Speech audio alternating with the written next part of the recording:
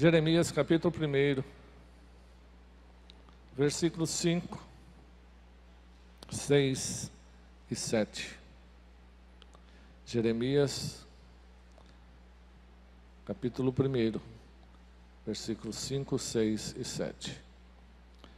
Diz assim: Antes que eu te formasse no ventre materno, eu te conheci, e antes que saísse da madre, te consagrei e te constituí profeta às nações. Então lhe disse eu: Ah, Senhor Deus, eis que não sei falar, porque não passo de uma criança. Mas o Senhor me disse: Não digas, não passo de uma criança, porque a todos a quem eu te enviar irás, e tudo quanto eu te mandar falarás.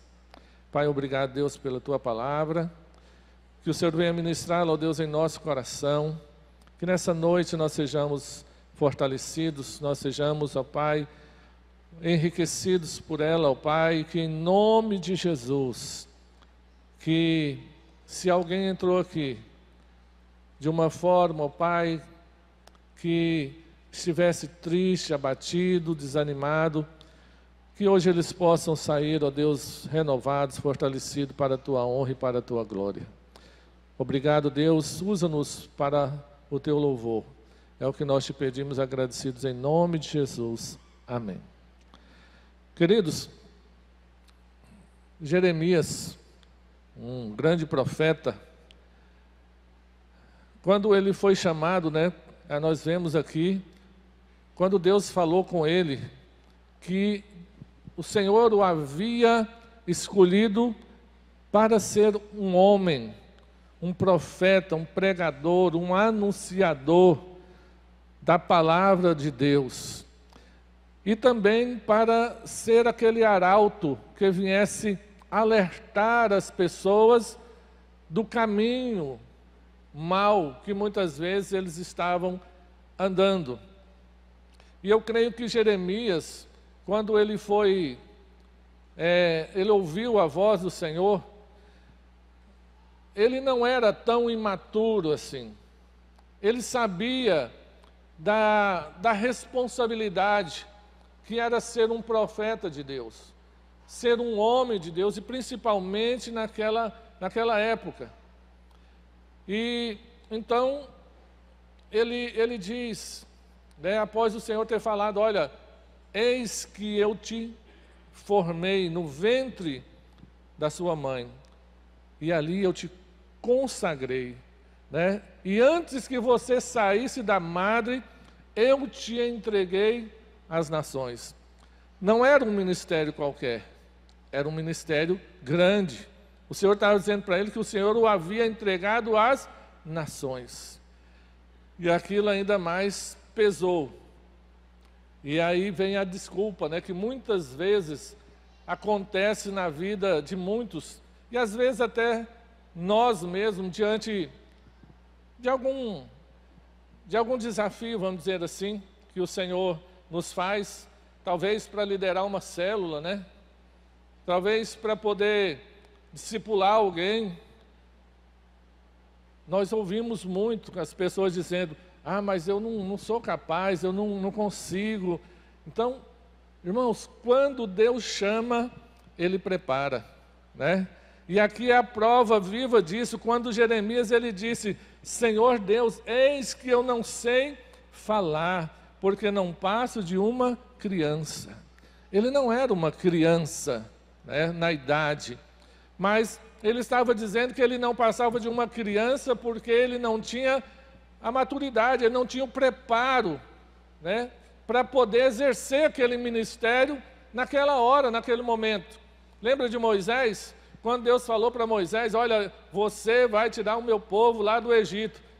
Misericórdia, Senhor. Não, dá essa tarefa para outro, porque eu sou o quê?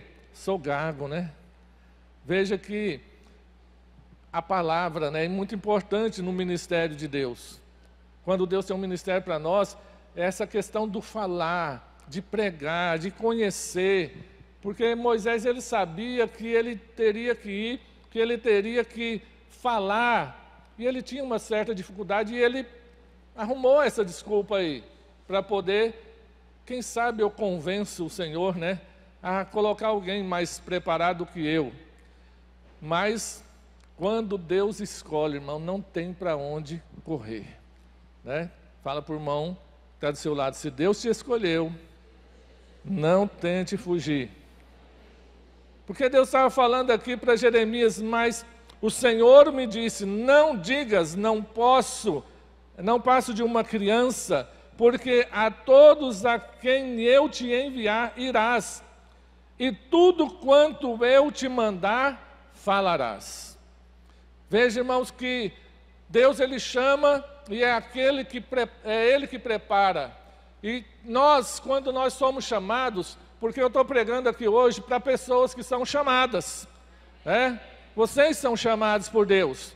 Não sei qual é a área, mas vocês foram chamados, porque ninguém, né, foi salvo para poder ficar sentado aí nesses bancos aí, né, de braço cruzado. Não, todos nós fomos chamados para fazer algo no reino do Senhor. Porque a palavra do Senhor é bem clara lá em Marcos, no capítulo 16, versículo 15. Ide, pregai o evangelho a toda criatura. Quem crer e for batizado será salvo. Então, esse ide aí é o mesmo que está ali em Mateus, no capítulo 28, versículo 19 em diante. E depois fazei discípulos de todas as nações, batizando-os em nome do Pai, do Filho e do Espírito Santo, ensinando-os a guardar todas as coisas que eu vos tenho ensinado, e eis que eu estou convosco todos os dias até a consumação dos séculos. Então, isso é para todos nós, fazer discípulo, né? Ganhar almas para o Senhor, preparar essas pessoas não só para batizar, dar um testemunho, mas para que elas possam chegar no destino final, que é o céu. Então, irmãos, o Senhor ele nos prepara. Há vários meios de sermos preparados.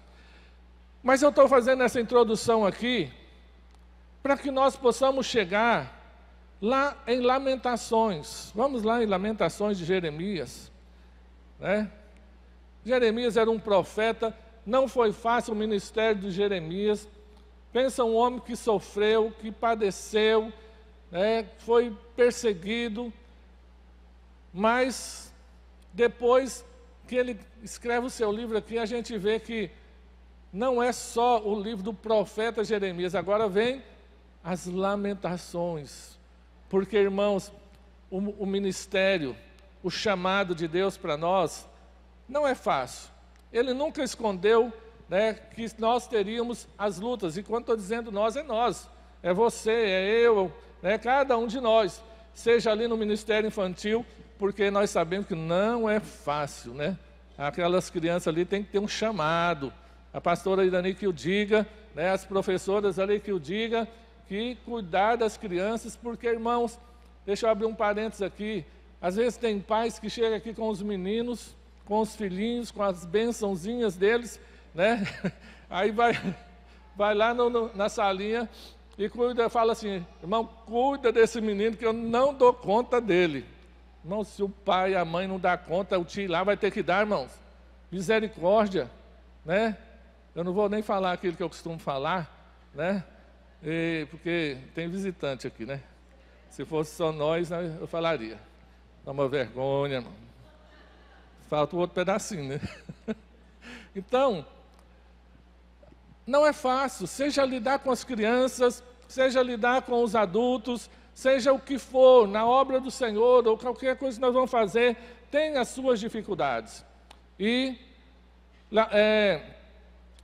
Jeremias aqui, em Lamentações, no capítulo 3, no versículo, vamos começar aqui com o versículo 18, ele diz assim, então disse eu, já pereceu a minha glória, como também a minha esperança no Senhor.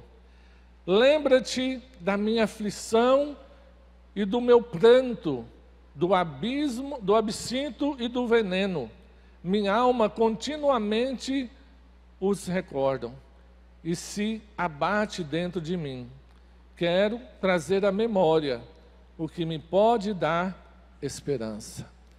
Queridos, aqui Jeremias, ele já tinha visto tantas coisas. e já tinha passado por tantas coisas. Ele já estava ali, vamos dizer assim, nos últimos, né, anos do seu ministério, nos últimos dias do seu ministério. E aqui, Jeremias tinha visto os inimigos, né, os babilônios chegar, saquear a cidade, queimar o templo, maltratar as pessoas idosas como se fossem animais e fazer os horrores com o povo de Deus. Se você ler o capítulo 3 aqui, depois você em casa lê o capítulo 3, você vai ver ele declarando tantas coisas, tantas situações que traz verdadeiramente, assim, às vezes uma interrogação, mas como no povo de Deus pode passar por tudo isso? E Jeremias, aquele homem que tentou falar, que tentou anunciar, que tentou alertar o povo, mas o povo endureceu o coração. Sabe, se não me engano, no Salmo 51, a Bíblia diz o seguinte, o salmista diz que o homem, se ele endurecer o seu coração, não sei se está lá, né? Aquele que endurecer a cerviz, aquele que endurecer o coração, ele será quebrantado de repente sem que haja cura. Sabe, às vezes Deus fala, Deus alerta, e muitas vezes nós nos mantemos resistentes à palavra do Senhor, aquilo que Deus está falando.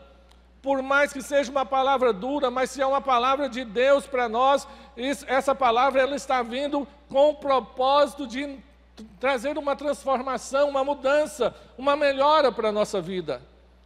E Jeremias, ele anunciou, ele falou, ele pregou, mas o povo resistiu, a ponto de Deus permitir então que os inimigos viessem, saqueassem aquela cidade, levasse o povo cativo para a Babilônia.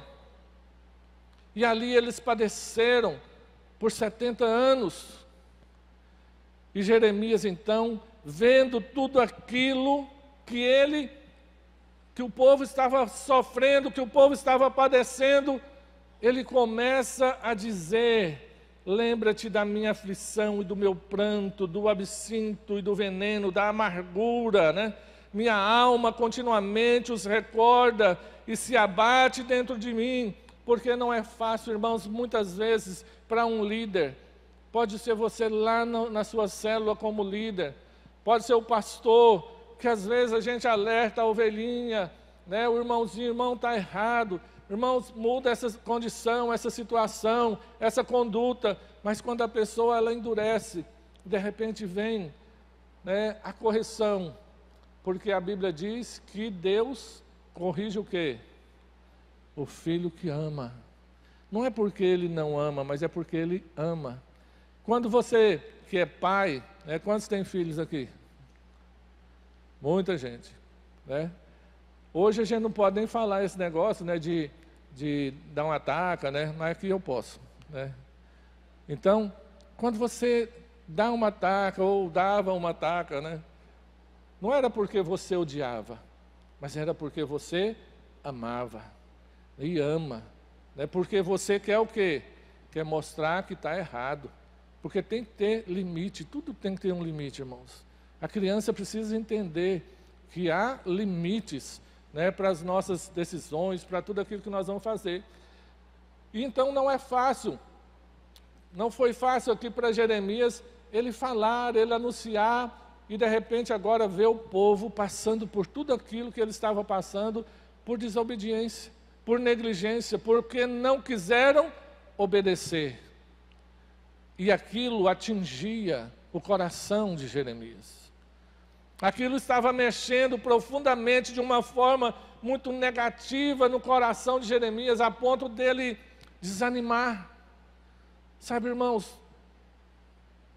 talvez você ouviu que o crente, a pessoa que serve a Jesus, ele não pode passar por dificuldade, ele não pode adoecer, ele não pode passar por tribulações, porque se isso acontecer, é porque ele vai estar o quê? Em pecado. Não, irmãos. Eu quero dizer para você que Jesus, ele fala lá em João: no mundo tereis tribulação, mas tende bom ânimo, porque eu venci o mundo. E ele estava dizendo para os seus discípulos: se eu venci, vocês também vão vencer, né? E ele estava falando aquilo para os discípulos dele. Ele estava alertando os discípulos dele para que os seus discípulos não fossem pegos de surpresa na hora das batalhas, das lutas, das dificuldades. Porque ele mesmo disse: olha, se perseguiram a mim, vão perseguir vocês também, né? Então, irmãos, Jeremias estava aqui, passando por aquela situação, dizendo: olha, Senhor, a minha alma está amargurada, a minha alma, né, é como se eu estivesse aqui sendo envenenado.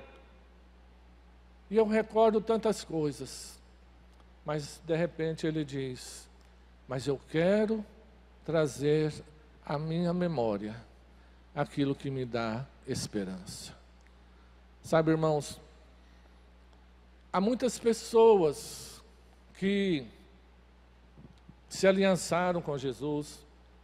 Há muitas pessoas que, mesmo não tendo uma aliança com Jesus, que ao passar por tribulações, por lutas, por dificuldades essas que lhes tira a esperança de uma melhora, de um conserto, de uma restauração, muitas delas acabam tirando a sua própria vida. Nós temos visto, né, isso na nossa cidade, como isso tem sido uma realidade na nossa cidade. E às vezes a gente olha, dependendo da pessoa, a gente olha e diz: poxa vida, mas essa pessoa não tinha por que fazer isso. Porque aparentemente parece que tudo era muito bom, estava tudo certinho, tudo, né, quadradinho. Ela conversava com a gente e sorria, né, e brincava, mas só ela sabia o que estava passando lá dentro. Só que talvez alguém não chegou a essa pessoa, não sei, isso aí há vários fatores, irmãos. Mas eu quero falar para vocês assim como Jeremias, ele acordou, ele despertou. Olha, está difícil, está amargo, está complicado, mas de repente deu um start. E ele falou: olha, eu quero trazer à memória aquilo que me traz esperança, aquilo que me dá esperança. Porque não é só olhar para o problema, não é só olhar para as circunstâncias, não é só olhar para as dificuldades, mas é olhar para um Deus que tem promessa para a nossa vida. Um Deus que promete e que cumpre as suas promessas. Só, irmãos, que muitas vezes o mal é que no meio das dificuldades a gente acaba esquecendo as promessas. Lá em Hebreus capítulo 1, capítulo 11, versículo 1, a primeira parte, quando diz: a fé é a certeza das coisas que se espera. Fé é a certeza. Certeza é o quê? Certeza fala de fé, de convicção. Fé é a certeza, é a convicção das coisas que eu estou esperando. Eu tenho convicção, eu tenho certeza que se o Senhor falou, Ele vai fazer. Sabe? Se o Senhor prometeu, Ele vai fazer. Só que nós, irmãos, é muito profundo essa primeira parte aí desse versículo. Só que nós, muitas vezes, não interpretamos muito bem esse versículo.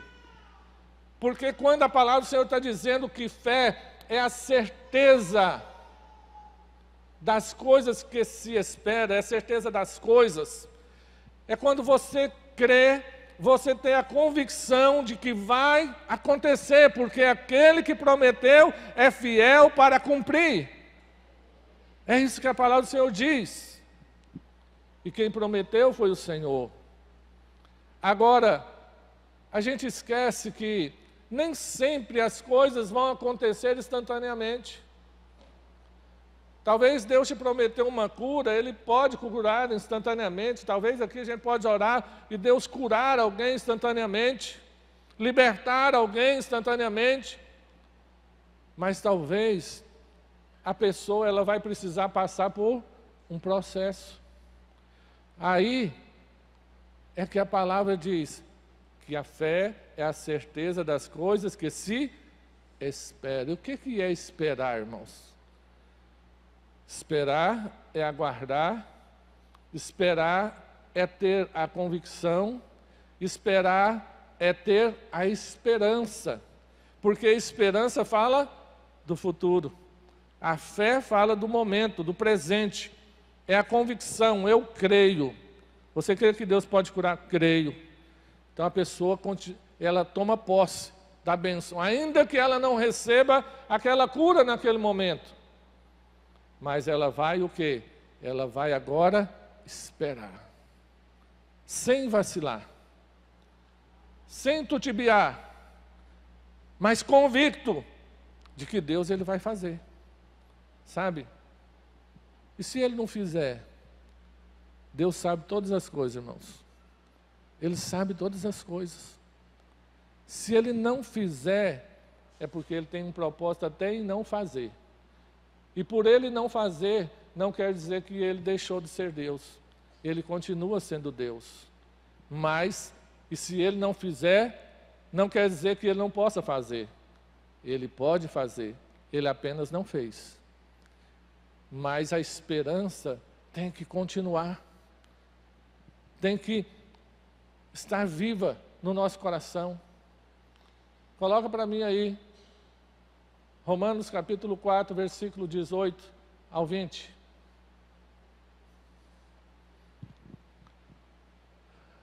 Abraão, esperando contra a esperança, creu para vir a ser pai de muitas nações, segundo lhe fora dito, assim será a tua descendência.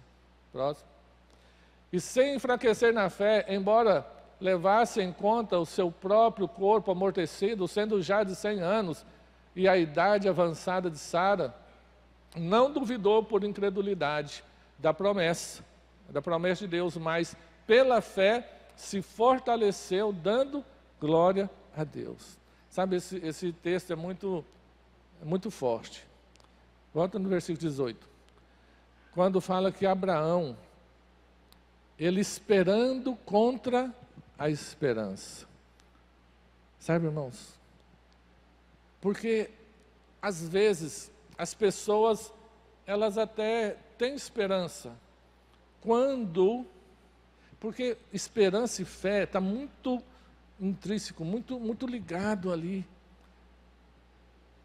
Quando diz que Abraão, ele esperou, contra a esperança.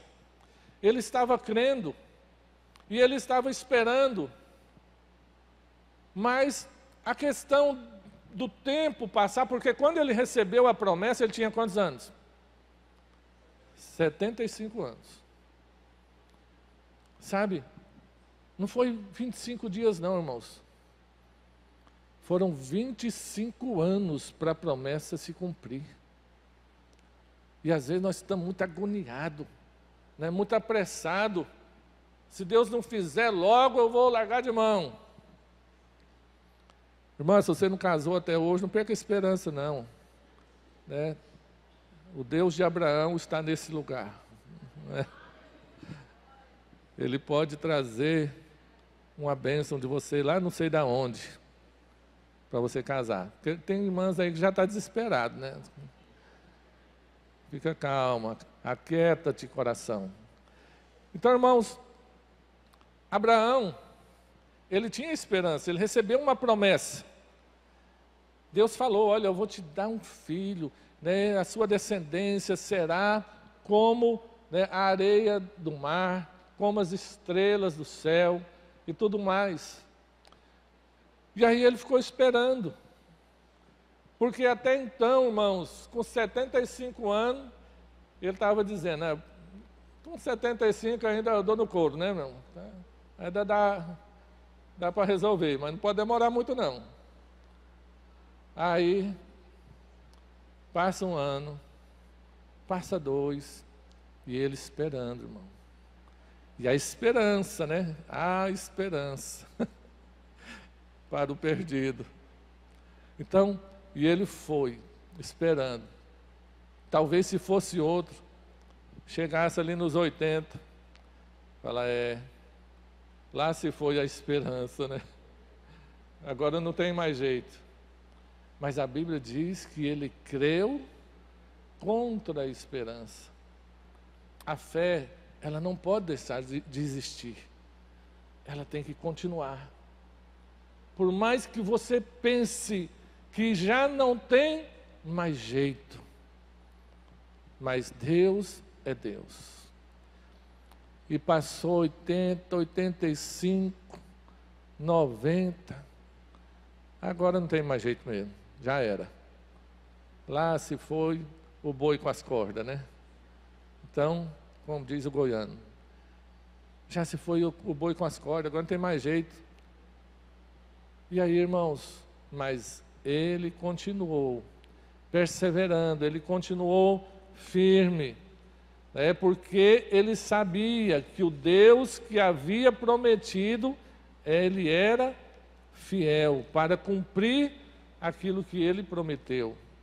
Então, queridos, aí a palavra do Senhor diz, e sem enfraquecer na fé, embora levasse em conta o seu próprio corpo amortecido já de 100 anos de idade, uma idade e a idade avançada de Sara.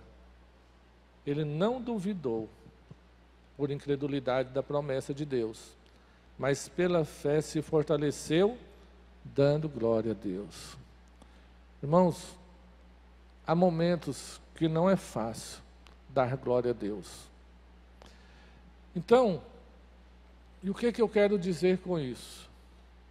Quando Jeremias disse, eu quero trazer à memória aquilo que me dá esperança, o que me dá esperança? O que me traz esperança é saber que Deus ele tem uma promessa para mim. É por isso que a gente, irmãos, o crente, ele precisa conhecer a palavra. Ele precisa ler a palavra. Um crente que não lê a palavra é um crente fraco, é um crente derrotado, é um crente que ele vive pela misericórdia. Pela misericórdia. Porque o que nos traz a esperança são as promessas de Deus. O que me traz a esperança é saber que o Deus que fez a promessa, Ele vai cumprir. Agora, se eu não sei as promessas que Ele tem para mim, o que é que pode trazer a esperança no meu coração? Eu vou ficar vulnerável. Eu vou ficar, aí, como um alvo fácil para o inimigo chegar e dizer, olha, acabou. Por que Abraão perseverou? Porque ele era o pai da fé. Ele acreditava. Quando Deus deu Isaac para ele, chegou um momento que Deus falou assim, pega o seu filho, o seu único filho, vai e sacrifica-o. Ele não questionou, irmãos. Ele não questionou. Ele pegou o menino, pegou a lenha e foi, colocou ali em cima do burrinho ali e foi. Chegou no pé do monte, ele disse para os seus servos, fiquem aqui, porque eu e o menino, nós vamos ali, vou fazer o quê? Adorar, e voltaremos. Olha a fé, olha a convicção, porque o Deus que prometeu é fiel para cumprir. Como que Deus iria prometer, iria dar, e de repente iria tomar? Porque agora, irmãos, já não era mais 100 anos, não, já tinha mais de 100. Agora o negócio, até para Deus, já estava complicado. Então, queridos, ele disse, olha, fica aqui, porque eu e o menino vamos ali adorar e voltaremos. Isaac, de repente, diz, ele tinha seus 15 anos, 16 anos por aí. Pai, está aqui o fogo, está aqui a lenha, mas e o cordeiro para o sacrifício, aonde está? Até o menino já estava desconfiado. Tem alguma coisa errada nesse negócio aqui. Ou meu pai está muito velho, está caducando, já não está sabendo mais nada. Sei não.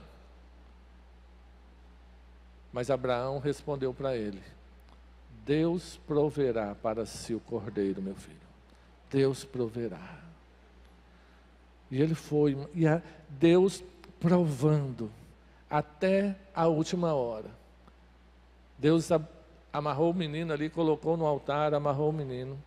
E interessante que, naquele momento, Isaac ele já tinha percebido alguma coisa, né? Não é possível que não tinha percebido. Da onde já se viu, não é normal o pai colocar o filho ali, amarrar. Ele já tinha entendido que ele iria ser morto ali. Ele poderia ter revidado e falar, não, de jeito nenhum. O senhor está ficando caduco, mais de 100 anos. Mas ele ficou quieto. E quando ele levantou ali o cutelo para imolar o menino. Olha o cordeirinho lá, enganchado nos galhos. Por quê? Porque Deus é fiel para cumprir as suas promessas. A fé é o firme fundamento das coisas que se esperam e é a convicção das coisas que a gente não vê. É a substância daquilo que eu não estou vendo. Então é por isso que o que pode trazer a esperança em meio a tempos difíceis, em tempos de crise, em tempos de tribulação, são as promessas de Deus para a minha vida. É saber que eu não vou morrer enquanto não cumprir a palavra de Deus para mim. Aquilo que Deus prometeu para mim vai se cumprir. Eu só vou morrer depois que tudo se cumprir na minha vida. Então eu preciso entender isso, irmãos. Se eu não conheço a palavra, se eu não tenho entendimento acerca da palavra, porque muitas vezes você ouve só coisas boas, ó, você agora vai ter um mar de rosa, andar com Jesus é um mar de rosa. Você não vai ficar doente mais, você não vai ter conta mais para pagar, a sua conta no banco você só vai ficar no azul, não vai ficar no vermelho mais. Então, irmãos, isso é mentira. Não aprende a administrar as suas finanças para ver, não. Não cuida da sua saúde, para evitar muitas coisas. Até Jesus estava ali no Getsêmani, chegou a hora que a pressão foi tão grande, que a Bíblia diz que ele suou gotas de sangue. E ele chegou ao ponto de dizer, Pai, se possível, passa de mim esse cálice. Porque estava muito pesado, irmãos. Era o peso do pecado de uma humanidade inteira. Até daqueles que haveriam de nascer. Foi muito duro, muito difícil, muito pesado. Pensa a pressão espiritual, os demônios ali, né, sobre Jesus, dizendo, e aí? E ele disse, Senhor, Pai, passa de mim esse cálice. Mas contudo, não seja feita a minha vontade, mas a tua. Porque ele sabia que Deus tinha um propósito em tudo. E Deus, ele nos prepara, irmãos. Ele nos prepara. Tem um livro chamado Treinando Suas Emoções para Ser Feliz, do Augusto Cury.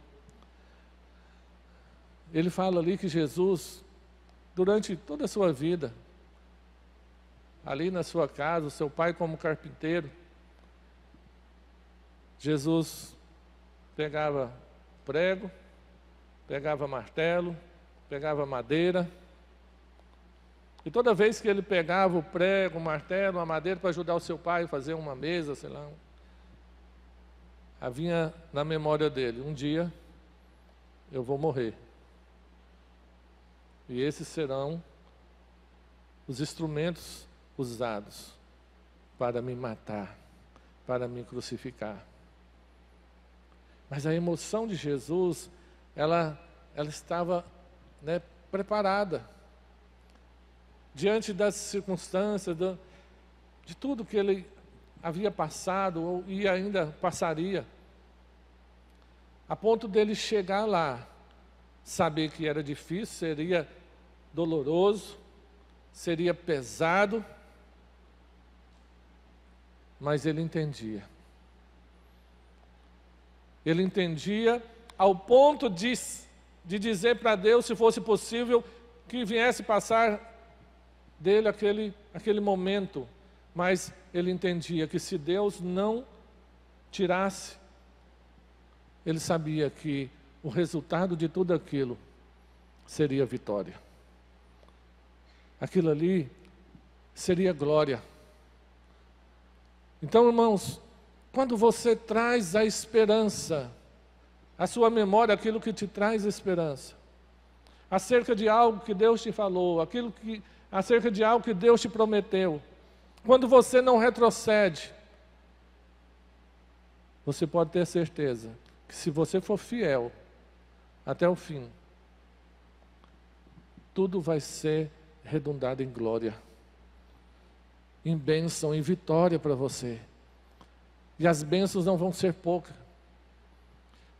Talvez algumas pessoas entraram aqui hoje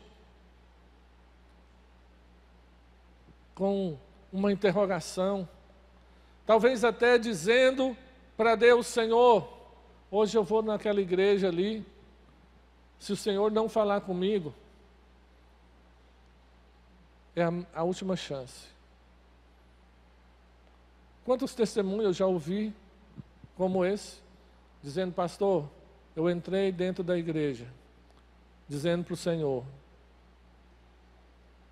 que era a última chance. Se Deus não falasse comigo, eu ia tirar a minha vida. E Deus falou. Porque Deus conhece o coração. E Deus conhece o coração de cada um que está aqui hoje. Deus sabe da sua luta, Deus sabe dos seus problemas, Deus sabe das suas dificuldades. E Deus sabe que você é capaz de vencer. O que você precisa é trazer à sua memória aquilo que te traz esperança. O que te traz a esperança? Talvez um sonho. Eu sonho tanto em conquistar isso. Então não desista. Talvez você esteja lutando só, mas hoje eu quero convidar você a convidar a Deus para fazer parte da sua história. Convidar o Senhor para ser aquele que vai caminhar com você, vai ser o seu ajudador, o seu companheiro, aquele que vai te instruir, aquele que vai te conduzir para você chegar aos seus sonhos. Sabe por quê? Assim como um pai, Deus, que é o melhor pai, o melhor dos pais, Ele sonha em realizar o seu sonho. Porque Jesus diz: olha, qual é o pai que o filho lhe pedindo um pão, ele lhe dará uma pedra? Qual é o pai que o filho lhe pedir um peixe, ele vai lhe dar uma serpente? Se vós que sois maus, sabeis dar boas dádivas aos vossos filhos, quanto mais o vosso Pai Celestial. Então o que Deus tem para nós, irmãos, é o melhor. Mas existe um processo, e esse processo ele não pode nos sucumbir, esse processo ele não pode nos destruir, esse processo ele não pode nos fazer desistir, mas ele tem que nos fortalecer a chegar no alvo. O irmão Antônio leu um texto aqui no início. Tiago, capítulo 1, versículo 2 em diante. Tende por motivo de grande alegria, ao passardes por várias tribulações, sabendo que a tribulação, ela vai gerar o quê? Ela vai gerar fé. A fé vai gerar o quê? Perseverança, e assim por diante. Então, são coisas que Deus vai permitindo para nos forjar, para nos preparar. E Deus vai ter momentos na nossa vida, irmãos, que Ele não vai nos livrar de determinadas situações. Não vai. Sabe, o evangelho que eu conheço é completamente diferente de uns que têm sido pregados por aí. Aonde ensina que você compra a sua bênção. Faz uma oferta de R$500, de R$1.000, entrega seu carro e você vai ser... Não, não é assim que funciona. A Bíblia diz que não é o seu dinheiro que compra, mas a Bíblia diz que é a sua fé que conquista. Porque é necessário que todo aquele que se aproxima de Deus creia que Ele existe e Ele vai se tornar galardoador daqueles que o buscam. É a fé. Então Deus, Ele não vai nos privar de determinadas situações. Veja Sadraque, Mesaque e Abednego ali naquela fornalha de fogo. Deus não livrou eles da fornalha, mas Deus livrou eles lá na fornalha. Deus não livrou Daniel da cova dos leões, mas Deus livrou Daniel na cova dos leões. Então é assim. Deus não vai te livrar, às vezes, de situações que você está passando, mas Ele vai te livrar nessa situação. Quando você aprender o que você precisa aprender, quando você amadurecer, quando você entender. Por que a pessoa ela tem que tirar a habilitação antes de ganhar um carro ou antes de comprar o carro? Porque se der o carro para a pessoa sem ela saber dirigir, é suicídio, irmãos. É morte. Primeiro tem um processo. Estuda, faz a teoria, faz a prática. Depois que você tiver com a habilitação, aí sim você está apto para poder dirigir. É na vida espiritual, é na vida natural. Então, queridos, existe tudo isso para que nós possamos chegar aonde Deus quer que a gente chegue. Porque o final de tudo não é aqui, não é você conquistar o seu carro, a sua casa. Enquanto a gente está aqui, a gente está lutando, a gente está batalhando, a gente está pelejando, conquistando uma coisa aqui, conquistando outra ali. Talvez não vamos conquistar tudo, mas podemos conquistar muita coisa. E enquanto a gente estiver aqui, nós estamos firmes. Mas o alvo maior de Deus não é aqui. Veja só, Colossenses capítulo 1, versículo 27, lá no final do versículo. A palavra do Senhor diz o quê? Cristo é em vós, a esperança da glória. Cristo é em vós. Independente da circunstância, dos problemas, das dificuldades, Cristo precisa permanecer em nós. Nós não podemos fugir. Cristo tem que estar aqui no coração. E como que Cristo ele permanece? Quando eu continuo crendo. Ele prometeu, Ele vai fazer. Independente da circunstância, eu continuo crendo. Deus é fiel, Ele me salvou e me comprou. O meu destino, final não é as coisas desse mundo, mas o meu destino final é o céu. Paulo diz lá em Tiago, sei lá, quando fala assim, deixando-me as coisas que para trás ficam, e avançando para aquelas que estão diante de mim. Prossigo para o alvo, para o prêmio da soberana vocação em Cristo Jesus. Então, o nosso alvo é Jesus, o nosso alvo é Cristo, o nosso alvo é o céu. Então, Cristo em vós é a esperança. Se Cristo não estiver em vós, não tem esperança. Mas Cristo em vós é a esperança da glória. Você quer só as coisas dessa terra e ficar por aqui mesmo? Fica aí à vontade. Mas o meu alvo não é aqui. O meu alvo é o céu. Então, que Cristo venha estar fluindo abundantemente na sua vida. Porque Cristo em vós é a esperança da glória. Se você perder Cristo, se você deixar Cristo, então você está perdido, né? O resumo de tudo, a esperança. Qual é a minha esperança? O que me traz esperança da glória?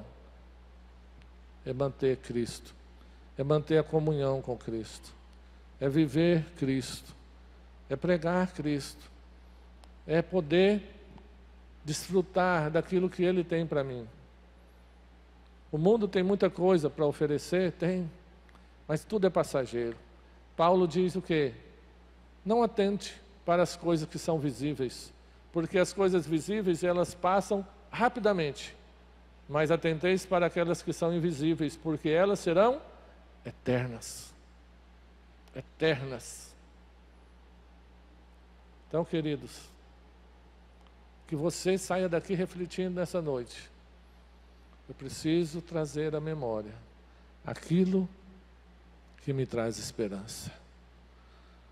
Talvez você já abriu mão de algumas coisas, de algumas situações, de alguma promessa até que Deus fez, porque você achou que estava demorando demais. Tem alguém aqui com 100 anos? Levanta a mão. Com 90. A irmã Rosa não veio hoje, né? Então, irmãos, Abraão estava com 90 anos e estava firme e forte aguardando, né, chegar aos 99 para deitar com a namorada dele. Pode entender isso? Com 99. Então não tem ninguém aqui com 90.